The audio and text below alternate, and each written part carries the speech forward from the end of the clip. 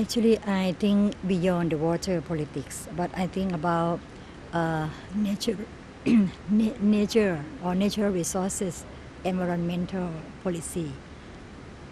As I am the Buddhist, our Lord Buddha teach that the good Buddhists should understand and respect the nature.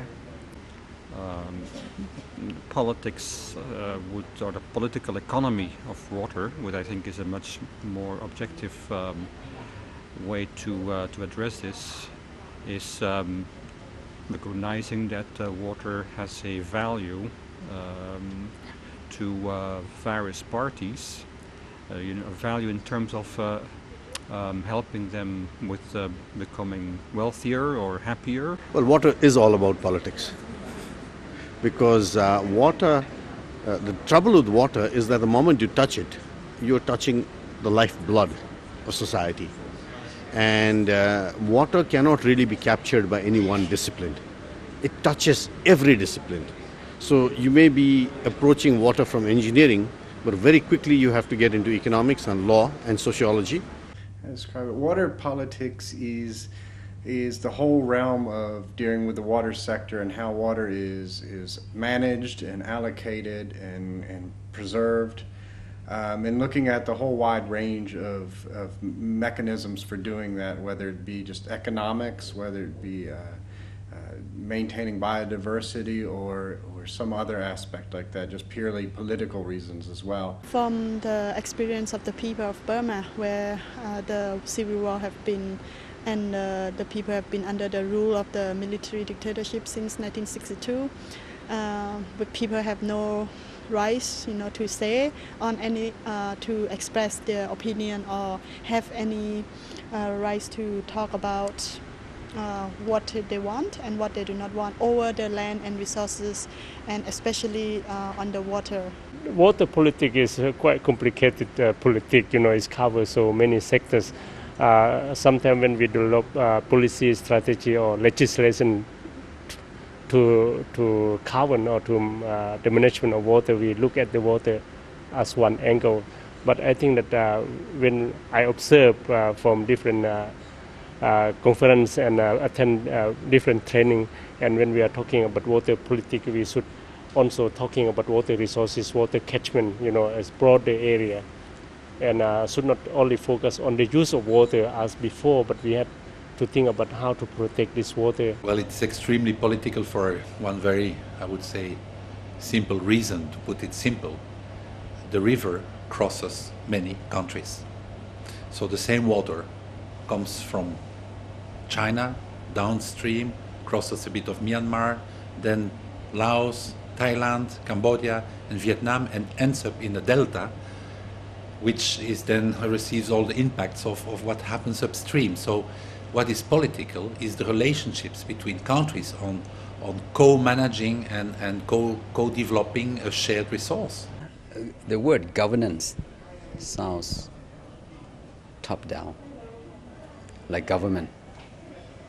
And unless you link it with the community and the organization existing in the community, that governance would not be very effective. So the link between the scientists and the government people and the research institutions with the local organization at the grassroots level, including the young students in the schools. These are the people who have their feet on the ground all the time. So there should be a connectivity, a link. As a scientist, it's difficult because I don't particularly have any viewpoints on the political aspects, just with regard to how the countries work together in terms of an equitable sharing of the resources. We have to talk about water balance. That's our thought and our thinking.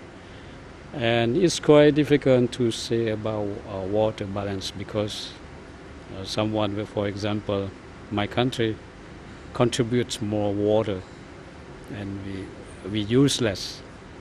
So we're gonna we talk about water balance. And one important thing, because as you know, my country is one of the poorest country, so we need assistance from outsider. And we are talking about water governance, but we have to think about water governance facility. My country, we need a facility from how we will manage our water. I can tell you, Mekong is many people said on things saying that Mekong is a mother river. So for the time being, I can say that river is still virgin. Well, politics is of course an important topic, and I'll come to it. But I think before politics, we should first like to say about the enormous need in this region to do more in water projects. We still have about 600 million or more people in this region who do not have safe drinking water and sanitation. So very basic needs of people are not yet met. So there is a need for governments, for international banks, for donor agencies, for communities, for the private sector to join hands and do much more to make sure that basic needs in water are met. There are estimates that about $8 billion per year of investments are needed in the Asia region just to satisfy the drinking water and sanitation needs.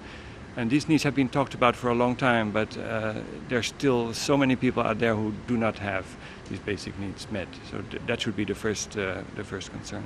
I feel that water is something very old, very ancient, but also quite new.